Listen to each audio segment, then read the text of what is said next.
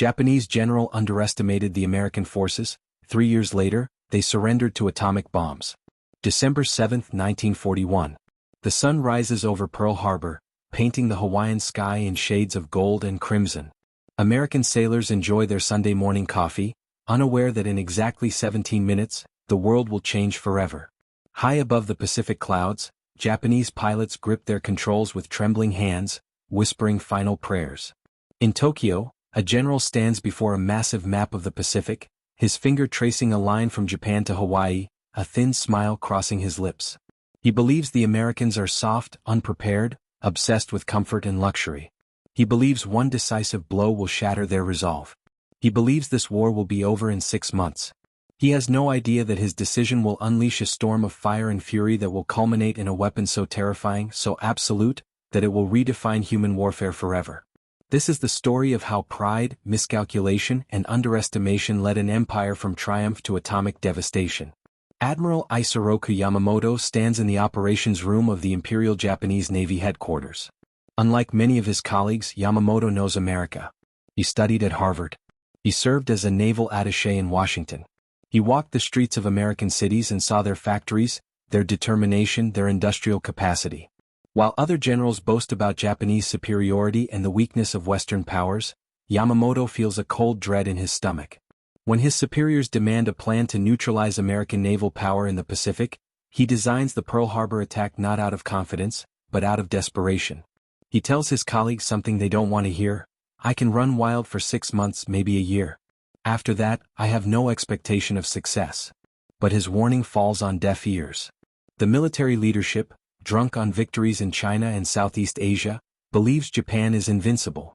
General Hideki Tojo, the Prime Minister and Minister of War, embodies this dangerous confidence. He sees Americans as materialistic and weak, unable to endure hardship, lacking the spiritual strength of Japanese warriors. The concept of Bushido, the way of the warrior, permeates Japanese military thinking. Death before dishonor. Victory or obliteration. There is no middle ground. Tojo and his inner circle believe that one crushing blow against the American Pacific Fleet will destroy American morale and force them to negotiate peace, allowing Japan to consolidate its greater East Asia co-prosperity sphere. They fundamentally misunderstand the American character. They don't grasp that Americans, when attacked, don't collapse. They unite. They transform. They industrialize vengeance. The attack on Pearl Harbor achieves tactical surprise beyond Japan's wildest dreams. Torpedoes modified to run in shallow water rip through battleship hulls. Dive bombers scream down from the sky. Explosions tear the morning apart. The USS Arizona erupts in a fireball that consumes over 1,000 men in seconds. The USS Oklahoma capsizes, trapping hundreds inside its steel tomb. In 90 minutes, the Japanese sink or damage 8 battleships, destroy nearly 200 aircraft, and kill over 2,000 American servicemen. In Tokyo, celebrations erupt. Newspaper headlines proclaim glorious victory. Citizens wave flags in the streets. Military leaders congratulate themselves on a perfect operation. But Yamamoto doesn't celebrate. 3 crucial American aircraft carriers, the USS Enterprise, USS Lexington, and USS Saratoga, were out at sea during the attack. They survived. Even more critically, Pearl Harbor's fuel storage facilities, repair yards, and submarine base remained largely intact. And most important of all, Yamamoto understands what his colleagues refuse to see: they haven't defeated America. They've awakened it. President Franklin Delano Roosevelt addresses Congress on December 8, 1941. His voice, amplified through radios across the nation, declares December 7, a date which will live in infamy. Within hours, America declares war on Japan. Within days, Germany and Italy, Japan's Axis partners, declare war on the United States. Suddenly, Japan faces not just an angry America, but an America allied with the British Empire, the Soviet Union, and resistance movements across occupied Europe and Asia. The calculations that led to Pearl Harbor instantly become obsolete. American industry, dormant during the Depression years, roars to life with terrifying efficiency. Factories that made automobiles now produce tanks. Aircraft manufacturers that built civilian planes now churn out bombers 24 hours a day. Shipyards that once launched passenger vessels now construct warships at impossible speeds. The United States possesses something Japan cannot match: vast natural resources, enormous industrial capacity, and a population 3 times larger. American production figures become almost absurd. In 1941, Japan produces approximately 5,000 aircraft. By 1944, America produces over 96,000. Japan builds 10 aircraft carriers during the entire war. America builds over 100. But numbers alone don't tell the story. The Pacific War becomes a brutal, savage conflict fought across thousands of miles of ocean and countless jungle islands. Neither side shows mercy. Japanese forces, indoctrinated with propaganda about fighting to the last man, refuse surrender even in hopeless situations. American forces, enraged by Pearl Harbor and stories of Japanese atrocities against prisoners, show little compassion. Island battles become nightmares of close combat, flamethrowers, grenades and hand-to-hand fighting. The Battle of Midway in June 1942 becomes the turning point. Japanese Admiral Chuchi Nagumo commands a powerful fleet including 4 aircraft carriers, aiming to destroy the remaining American carrier force and capture Midway Island. But American codebreakers have cracked Japanese naval codes. Admiral Chester Nimitz knows the Japanese plan. He positions his 3 carriers, including the Enterprise and the repaired Yorktown, in a perfect ambush position. On June 4, American dive bombers catch the Japanese carriers with their decks full of armed and fueled aircraft. In 5 minutes, 3 Japanese carriers become floating infernos. A 4th sinks later that day. Japan loses 4 carriers, hundreds of irreplaceable trained pilots, and the strategic initiative. Never again will Japan advance. From Midway onward, every battle becomes a fighting retreat. Guadalcanal, Tarawa, Saipan, Iwo Jima, Okinawa. Each name becomes synonymous with horror. At Tarawa, Marines storm beaches fortified with steel and concrete, facing murderous machine gun fire. Nearly 1,000 Americans die in 76 hours. At Saipan, Japanese civilians, told that Americans will torture them, throw themselves and their children off cliffs rather than surrender. At Iwo Jima, 22,000 Japanese defenders fight from tunnels and caves, killing or wounding 26,000 Americans before dying almost to the last man. At Okinawa, the Japanese unleash kamikaze attacks, suicide pilots who deliberately crash their explosive-laden planes into American ships. Over 1,000 kamikaze pilots die. Thousands of American sailors die with them. Each victory brings American forces closer to Japan itself. Strategic bombing begins. At first, high-altitude precision bombing proves ineffective due to weather and technical limitations. Then General Curtis LeMay changes tactics. On the night of March 9, 1945, over 300 B-29 bombers attacked Tokyo with incendiary bombs designed to create firestorms in Japan's wood and paper cities. The fires generate winds hot enough to boil water in canals. People suffocate as flames consume all oxygen. Nearly 100,000 civilians die in one night. Over the following months, similar raids devastate Osaka, Nagoya, Kobe, and dozens of other Japanese cities. Millions become homeless. Yet Japan's military government refuses surrender. In Okinawa, the last major battle before a planned invasion of Japan's home islands, American forces face 80,000 dug-in Japanese defenders plus thousands of Okinawan civilians pressed into service. The battle lasts 82 days. Kamikaze attacks sink dozens of ships. Japanese soldiers fight from caves and bunkers, emerging at night for desperate counterattacks. When the battle ends, over 12,000 Americans are dead or missing, and over 100,000 Japanese soldiers and Okinawan civilians have perished. American commanders look at casualty projections for invading Japan itself and see nightmare numbers. Possibly 500,000 American casualties, millions of Japanese military and civilian deaths. Emperor Hirohito, until now a distant figure kept insulated from military decisions, begins to grasp the approaching catastrophe. His cities burn. His people starve. American submarines have destroyed Japan's merchant fleet, cutting the home islands off from resources. The Soviet Union, previously neutral in the Pacific War, prepares to invade Japanese-held Manchuria. Some military leaders still speak of glorious death and fighting to the last Japanese citizen. But reality intrudes. Japan has lost the war. The question becomes, how to end it before the entire nation immolates itself.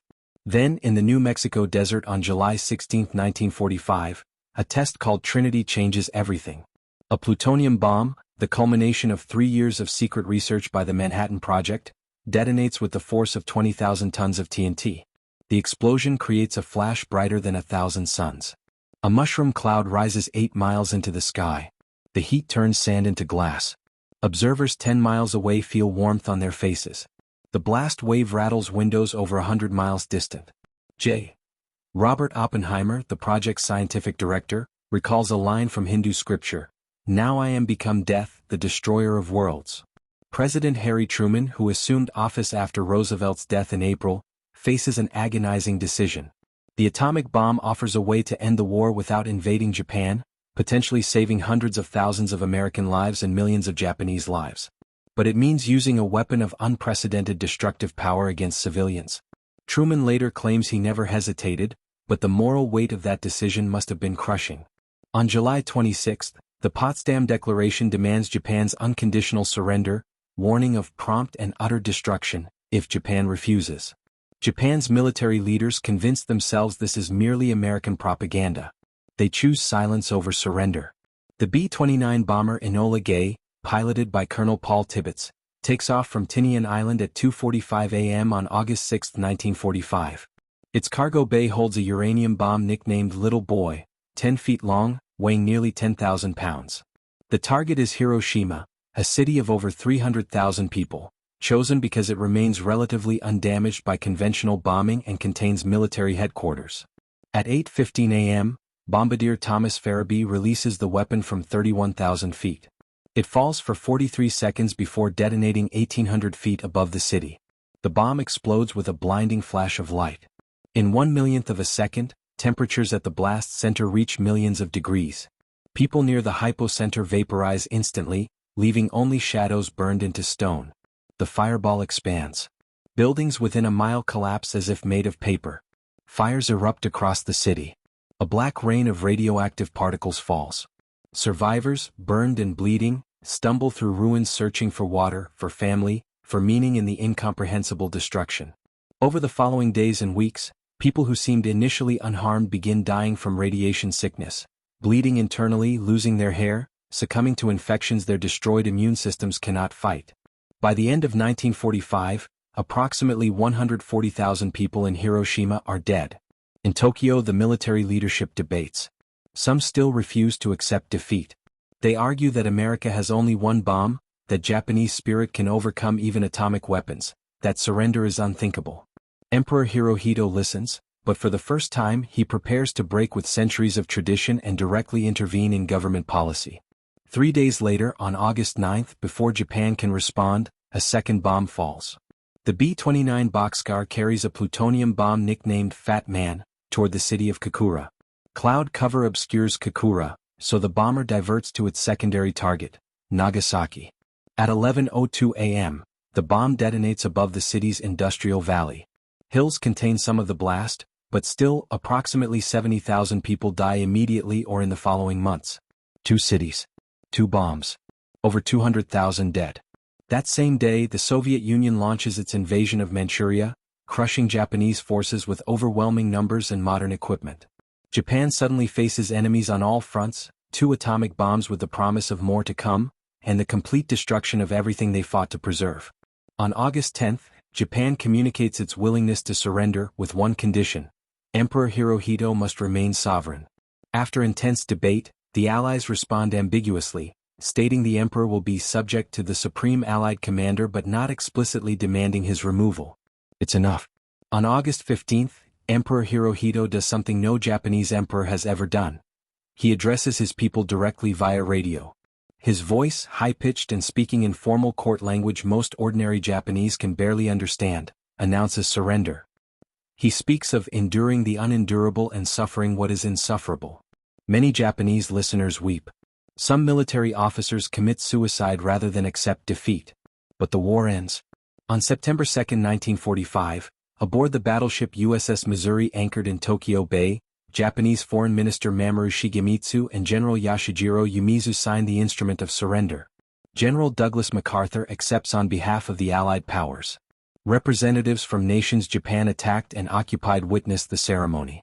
The war that began with Japanese bombs falling on Pearl Harbor ends with Japanese leaders signing surrender documents under the guns of American warships. The cost staggers comprehension. Japan loses over 2.5 million soldiers and civilians. Its cities lie in ruins. Its empire collapses. Its military disbands. American occupation begins, and with it, a transformation of Japanese society. War crime trials execute military leaders including Hideki Tojo. The emperor, controversially, remains on his throne but renounces divinity and becomes a constitutional monarch. Japan's new constitution, heavily influenced by American advisors, renounces war forever. For America, the victory comes at the cost of over 400,000 dead across all theaters of World War II. The atomic bomb, meant to end one war, begins something arguably more dangerous: the nuclear age. Within years, the Soviet Union develops its own atomic weapons. The Cold War begins. The specter of nuclear annihilation haunts humanity for decades. But in that moment, on the deck of the Missouri, as the sun rises over Tokyo Bay, representatives of nations that fought the bloodiest war in human history put their signatures on paper and choose peace over further destruction. The general who underestimated American resolve lies in his grave, having died in an air accident in 1943. The admirals who planned Pearl Harbor face execution or imprisonment. The empire they served vanishes. And the world learns a terrible lesson about the price of underestimating others, the cost of war, and the devastating power of human ingenuity turned toward destruction. From December 7, 1941 to August 15, 1945. 3 years, 8 months and 8 days. From a surprise attack meant to cripple American power to atomic bombs that redefined warfare itself. From confidence and underestimation to surrender and occupation. The Pacific War remains a story of miscalculation, courage, brutality, sacrifice, and ultimately, the terrifying efficiency with which human beings can destroy each other when pushed to extremes. It's a reminder that underestimating your opponent in war, as in life, can lead not just to defeat but to catastrophe. And it's a warning, written in atomic fire across 2 Japanese cities, about the weapons we create and the futures we risk when we fail to pursue peace. But the story doesn't end with signatures on surrender documents. In the smoking ruins of Hiroshima and Nagasaki, survivors face a nightmare that extends far beyond the initial blast. They call themselves Hibakusha, the bomb-affected people. Their suffering becomes a testament to the true cost of atomic warfare, costs that military planners never calculated when they designed weapons to end the war quickly. Children born to survivors show higher rates of birth defects. Cancer rates skyrocket decades after the bombings. Psychological trauma passes from generation to generation. These people become living evidence of what nuclear weapons actually mean, not in strategic terms or geopolitical calculations, but in human flesh and broken families. In the immediate aftermath, Japan transforms in ways unimaginable just months before. General Douglas MacArthur arrives in Tokyo not as a conqueror raising the defeated nation, but as architect of reconstruction. His mission includes something unprecedented: rebuilding an enemy nation into a democratic ally. Women receive the right to vote for the first time in Japanese history. Labor unions form. Land reforms break up feudal agricultural systems. War criminals face justice at the Tokyo trials, proceedings that last over 2 years and result in executions, life sentences, and heated debates about victors' justice that continue even today. Emperor Hirohito, the man whose divine authority the military used to justify every atrocity and every kamikaze pilot's death, makes an extraordinary transformation. On January 1, 1946, he issues the Humanity Declaration, formally rejecting the concept that emperors are living gods. He tours Japan's devastated cities, meeting ordinary citizens for the first time in imperial history. Photographs show him in a simple suit, no longer the remote divine figure but a man walking among ruins. Some Japanese citizens feel betrayed that he renounced divinity. Others feel relief that they can finally see their emperor as human. The decision to keep Hirohito on the throne while executing generals like Tojo creates controversy that echoes through decades, with many questioning whether the emperor should have faced trial for his role in Japan's wartime actions. Meanwhile, across the Pacific, America grapples with what it has unleashed. The scientists who built the atomic bomb face moral reckonings. Robert Oppenheimer, who led the Manhattan Project, becomes an advocate for international control of nuclear weapons. He opposes development of the hydrogen bomb, a weapon thousands of times more powerful than the bombs that destroyed Hiroshima and Nagasaki. His opposition cost him his security clearance and effectively ends his government career. Other scientists, like Leo Szilard, who helped initiate the bomb project, spend the rest of their lives warning about nuclear proliferation. They understand something many politicians and generals refuse to accept: the atomic bomb cannot remain an American monopoly forever. They're proven right faster than anyone expects. In August 1949, the Soviet Union detonates its first atomic bomb. The nuclear arms race begins in earnest. Within years, both superpowers possessed thermonuclear weapons measured not in kilotons but megatons, single bombs capable of destroying entire metropolitan areas. The doctrine of mutually assured destruction emerges. The idea that nuclear war cannot be won because both sides possess enough weapons to annihilate each other completely. Humanity learns to live with the constant possibility of extinction, building bomb shelters, conducting civil defense drills, and teaching children to hide under desks as if that could save them from nuclear fire. Japan, meanwhile, rises from the ashes with remarkable speed. The same industrial capacity and cultural discipline that made them formidable enemies make them extraordinary rebuilders. By the 1960s, Japan's economy grows at rates that stagger Western observers. The nation that lay in ruins in 1945 becomes an economic powerhouse by the 1980s, producing automobiles, electronics, and technology that compete with and often surpass American products. The transformation is so complete that former enemies become close allies, bound by security treaties and economic partnerships. Japanese and American veterans who tried to kill each other on Pacific Islands meet decades later, shake hands, and share memories of battles neither side can forget. But beneath the economic miracle and the alliance, questions linger. Were the atomic bombs necessary? Could Japan have been convinced to surrender through other means? Historians debate endlessly.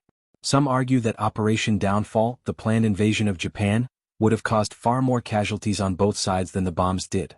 They point to Japanese military preparations, including training civilians to fight with bamboo spears, as evidence that Japan would never have surrendered without something as shocking as atomic weapons.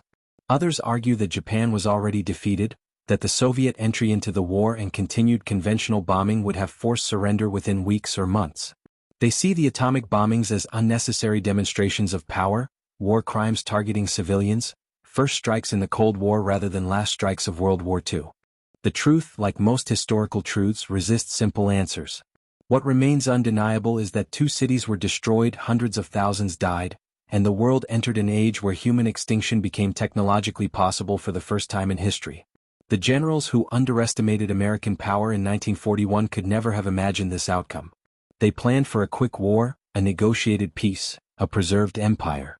Instead, their miscalculation led to total war, unconditional surrender, and weapons that changed civilization itself.